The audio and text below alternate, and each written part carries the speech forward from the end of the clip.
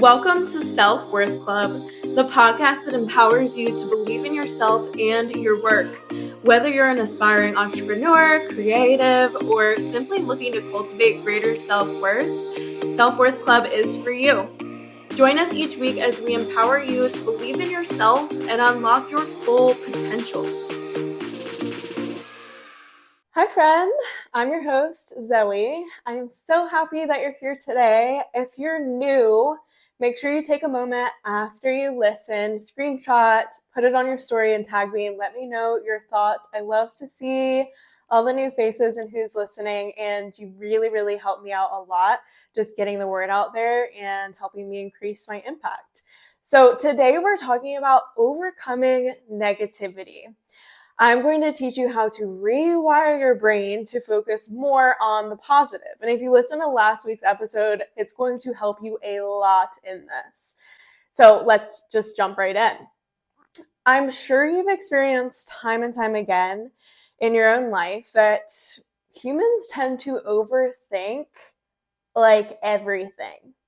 And there's a lot of unnecessary negative thinking that happens, and it causes unnecessary problems and unhappiness. We're just focused on the wrong things. We're literally hardwired to find and focus on the negative. How depressing. Traced back to prehistoric days, primitive man had to be able to register threats to avoid danger and increase survival rates. We had to be hardwired this way to stay alive. Those who were more attuned to danger, aka negative stimuli, stayed alive longer and were able to pass on their genes. It was a way for our brains to keep us safe, and it's still wired into our genetics today. But the good news is we can rewire and change how our minds work. And that's what I'm here to help you with today. So here are some ways to overcome the negativity in your life. Side note, please remember that changing your programming like this, it takes time. It doesn't happen overnight, and it requires that you give yourself grace throughout this process while you're constantly practicing the things that you're learning here today. So make sure you do that. Number 1, write it down. The first step is to spend every day focusing on what is right in your life. An easy way to do this is to write down 5 things that you're grateful for at the end of each day. It could be your dog, the food in your fridge, the roof over your head, something kind that someone did or said to you that day. There are a million things to express gratitude for, and writing it down helps to override the brain's focus on the negative. Another thing to note here is good experiences. If you find yourself thinking back to a moment, a vacation, or just something awesome that happened, and it made you smile, made you laugh, made you happy, write it down. Since the brain's natural tendency is to remember bad events, writing down the good helps us to put our focus there and really remember it.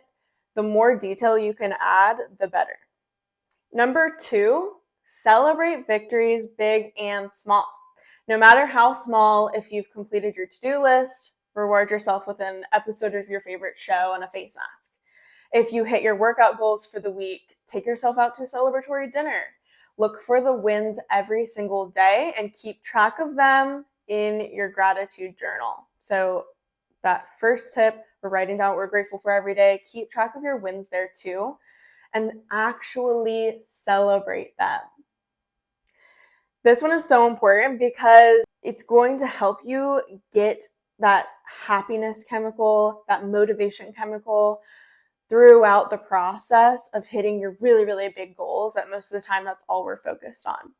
And it's something that I hit on in episode 2, but I have to reiterate it now because it's so important. It's about the journey, not the destination. I also said that in the last episode. Like, that's something you really got to get through, because changing that focus, it's just going to make you overall so much happier in your everyday life. So inside of your brain, there's a chemical called dopamine. This is the chemical of motivation.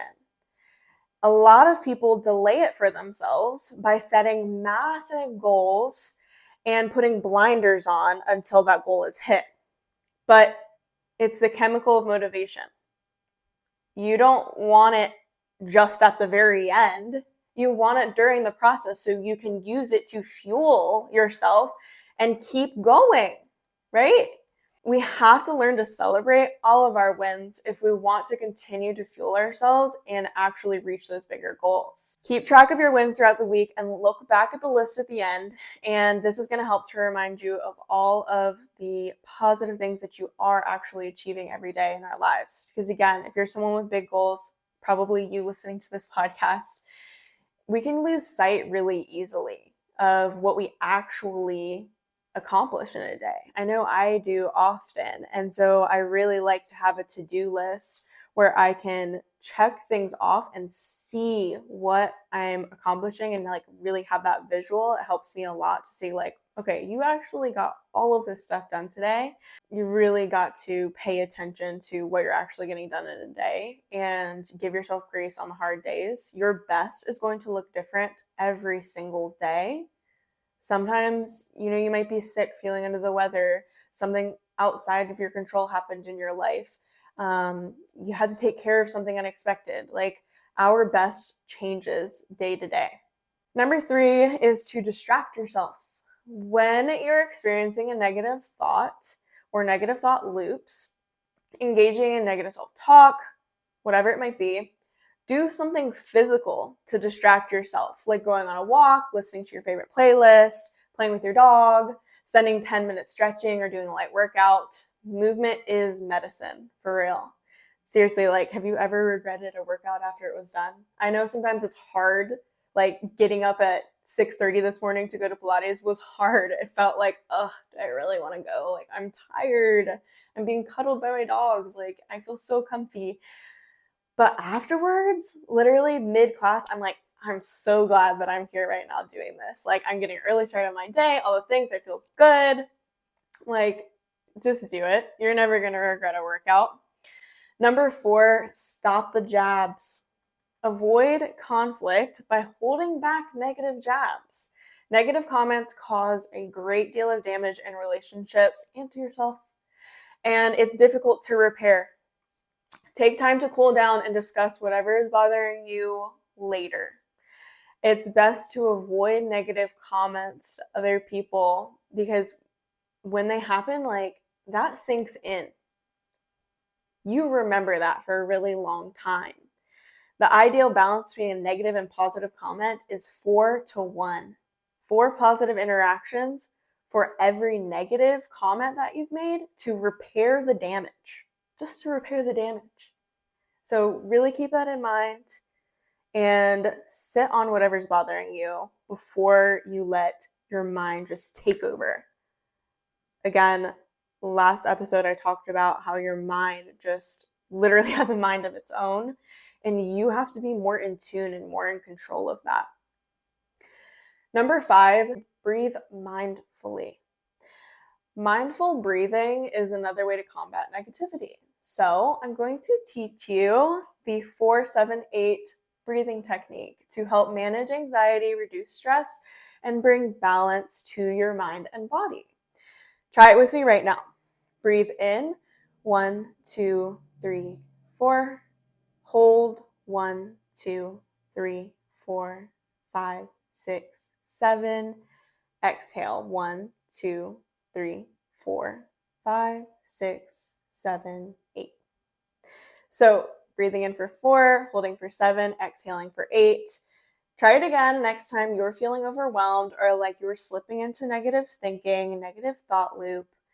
It really makes a world of difference. And it's kind of like the working out thing. Like when you're thinking about doing it, you may not feel like it. You may not feel like it's going to help. But when you're done, you're going to feel so much better. And last but not least, tip number 6, avoid negative hot zones. So 2 negative hot zones that you should limit are 1, listening to the news And 2, spending time scrolling and comparing yourself on social media. When it comes to identifying more of your own negative hot zones, be mindful of how you feel after interactions with people, after work, after doing different activities. That's where you're really going to be able to see what's affecting you and really listen to your body. Like, again, the more you can get in tune with how you feel, really deep down feel, the better it is going to be for you to manage things like negativity, stress, and so on.